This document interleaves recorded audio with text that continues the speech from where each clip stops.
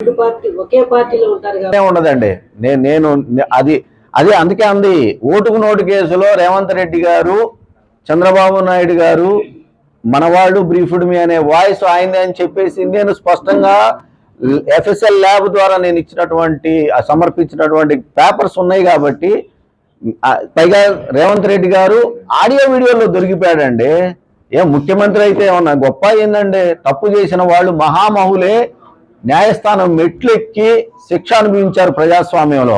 దానికి ముఖ్యమంత్రి అనో ప్రధానమంత్రి అనో తేడా ఉండదు. తప్పు చేసిన వాడు తప్పే, ఆ శిక్ష అనుభవిస్తాడు ఎవరైనా. జగన్ ప్రభుత్వం చేసే అవకాశం ఉంది. ఆ రోజు చూస్తామండి పరిస్థితులు. ఎవరైనా దొరికితే మాత్రం అదే అంటుంది, ఎవరైనా తప్పు తప్పే. నేను చేసిన ఇది ఎక్కడైనా తప్పు ఉంటే తీయండి, ఇదిగో నేను తప్పు చేశానని నిరూపించండి, నేను దానికి బద్దుడినై ఉంటాను. మీరు చేసిన తప్పే, నేను చేసిన తప్పే, ఎవరు చేసిన తప్పు తప్పేనండి. ఎందుకు ఎన్నుకుంటున్నారు ప్రజలు ప్రజాప్రతినిధుల్ని? మమ్మల్ని పరిపాలించండి, చట్టబద్ధంగా చేయండి అని చెప్పేసి పరిపాలన చేయమన్నప్పుడు ఈ దోపిడీలు ఏందండి ఎందుకు వస్తాయి? అలా చేస్తే అందుకే కదా, అలా చేయకూడదని వాటిని కట్టడి చేయడానికే కదా న్యాయస్థానాలు చట్టాలు ఉన్నాయి. సార్, మంగళగిరిలో మీరు ఎమ్మెల్యేగా ఉన్నప్పుడు కొన్ని పనులు చేశారు, కోనేరు లాంటిది కావచ్చు, చేనేత అవి నత్తనాటకం నడుస్తున్నాయని చెప్పేసి ఒక వాదన అందరూ